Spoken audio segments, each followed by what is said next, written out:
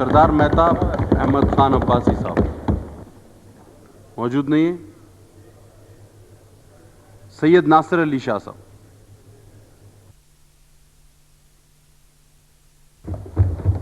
شکریہ جناب اسپیکر کہ آپ نے مجھے اس تاریخی موقع پہ بولنے کا موقع دیا.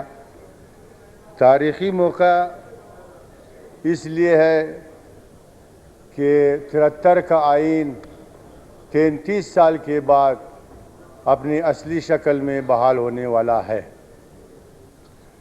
جناب اسپیکر، میں آئینی کمیٹی کے سربراہ جناب سینیٹر رضا ربانی صاحب کا اور ان کا ٹیم کو مبارکباد پیش کرتا ہوں.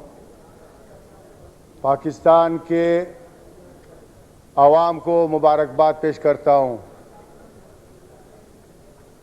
پریزیڈنٹ آف پاکستان کو میں مبارکباد پیش کرتا ہوں. پرائم منسٹر آف پاکستان کو میں مبارکباد پیش کرتا ہوں. اور خصوصاً اس ہاؤس کے ممبران کو میں اس موقع پر مبارکباد پیش کرتا ہوں کہ انہوں نے انتھک کوششوں سے یہ آئینی اصلاحات کی اور 73 کا آئین کو اس کی اصلی شکل میں بحال کرنے کی کوشش کی. جناب اسپیکر، سب سے مبارکباد کا مصداق جناب پریزیڈنٹ آف پاکستان کو چیئرمین پاکستان پیپلز پارٹی جناب آصف علی زرداری صاحب ہے. وہ اس لیے کہ اگر پریزیڈنٹ آف پاکستان کا ڈائریکشن نہ ہوتا تو آج یہ آئینی اصلاحات یا آئینی کمیٹی نہ بنتی. یہ جناب پریزیڈنٹ آف پاکستان کا ویژن ہے، جنہوں نے اس اسمبلی میں کہا تھا کہ میں ایک بحیثیت سول پریزیڈنٹ کا پہلی مرتبہ اس ہاؤس میں 58(2)B اور 17ویں ترمیم کو میں اسمبلی میں لے آؤں گا اور اپنے اختیارات اس اسمبلی کے حوالے کروں گا. جناب اسپیکر، 1947 سے آج تک یہ پاور شیئرنگ کا مسئلہ چلا آ رہا ہے. آپ نے دیکھا ہوگا کہ کوئی بھی پریزیڈنٹ راضی نہیں اس چیز پہ کہ وہ اپنا پاور شیئر کرے. ایون میں آپ کو یہ بتاؤں کہ ایک تانے کا SHO وہ بھی اس چیز پہ راضی نہیں ہوتا کہ اپنے پاور دوسروں کو دے. یہ پہلی مرتبہ ہے کہ پریزیڈنٹ آف پاکستان نے اپنے وعدے کو نبھاتے ہوئے اپنا پاور اس اسمبلی کو سونپ لی. جناب اسپیکر، آپ دیکھ رہے ہیں کہ 1962 سال سے جب سے پاکستان بنی ہے صوبہ پختونخوا کا مسئلہ چلا آ رہا تھا. یہ صوبہ پختونخوا کا مسئلہ کس نے حل کی؟ یہ پریزیڈنٹ آف پاکستان کا ویژن تھا، جنہوں نے پہلی مرتبہ اپنے اسپیچ میں صوبہ پختونخوا کا نام لے کر انہوں نے صوبہ پختونخوا نام رکھا. اسی طرح صوبائی خود مختاری جو کہ بلوچستان کا دیرینہ مطالبہ تھا اور 1973 کے آئین کے تحت صوبائی خود مختاری بہت سی حکومتیں آئی مگر انہوں نے صوبائی خود مختاری کی طرف توجہ نہیں دی.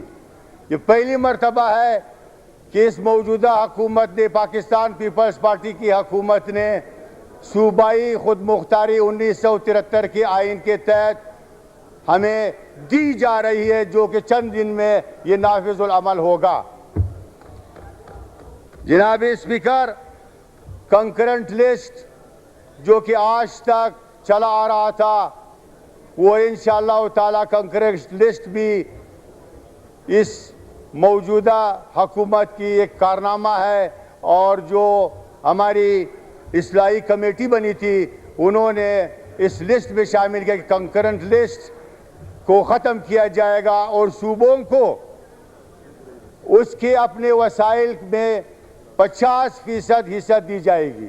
مگر میں یہاں یہ کہوں گا جناب وزیر اعظم صاحب سے مجھے گزارش ہوگی کہ بلوچستان کو مزید کچھ دیا جائے، کیونکہ بلوچستان محروم صوبہ ہے اور 62 سال سے اس کو محروم رکھا گیا ہے.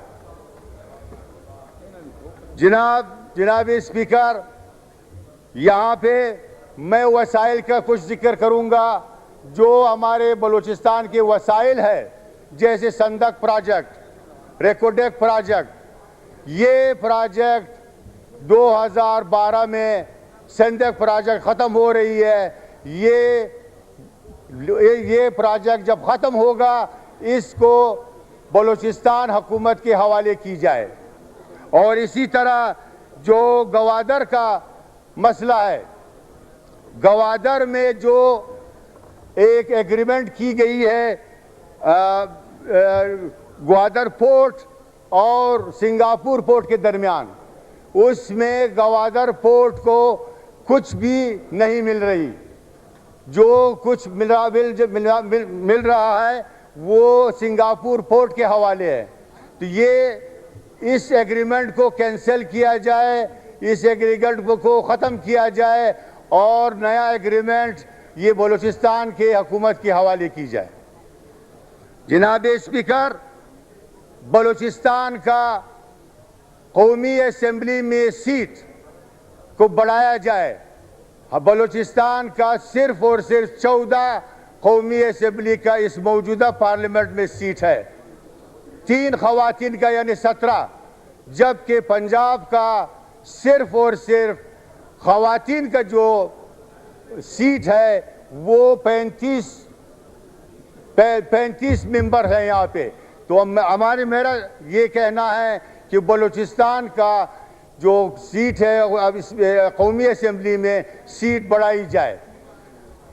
تیسرا جناب اسپیکر، ایجوکیشن کے حوالے سے ہمارے جو اصلاحی کمیٹی ہے انہوں نے اپنے گزارشات میں، انہوں نے اپنے کلاس میں یہ کہا ہے کہ 5 سے 15 سال تک بچوں کو مفت تعلیم دی جائے گی. میرا یہ مطالبہ ہے کہ اگر مفت تعلیم دی جا سکتی ہے، یہ ایک نظام تعلیم اس ملک میں کیا ہم نافذ نہیں کر سکتے؟ کیا ہم وہ جو بیکن ہاؤس میں وہ کورسز پڑھائی جاتی ہے، کیا وہ ہم ایک سرکاری اسکول میں ہم نہیں پڑھا سکتے؟ تو میرے گزارش یہ ہے کہ ایک نظام تعلیم اس ملک میں نافذ کی جائے جو کہ اس ملک کے عوام کا بھی مطالبہ ہے اور غریب عوام کی بھی مطالبہ ہے. کیا یہ ہمارے بچے نہیں، کیا ہم یہ نہیں کر سکتے کہ اپنے بجٹ میں تعلیم کے لیے ہم زیادہ سے زیادہ رقم مختص کر سکیں؟ تو میری یہ گزارش ہے کہ نظام تعلیم کو ایک نظام تعلیم کیا جائے. آخر میں نے اس ہاؤس میں بھی بارہا اس مسئلے کو میں نے اٹھایا ہے، وہ ہے ریلوے کی زمین. 3 پلاٹ جو کوئٹہ میں بیچا گیا تھا کروڑوں کے دام، ریلوے کے حکام نے اور جو ریلوے کا سیکرٹری ہے اس نے کہا یہ سب جوڈس ہے.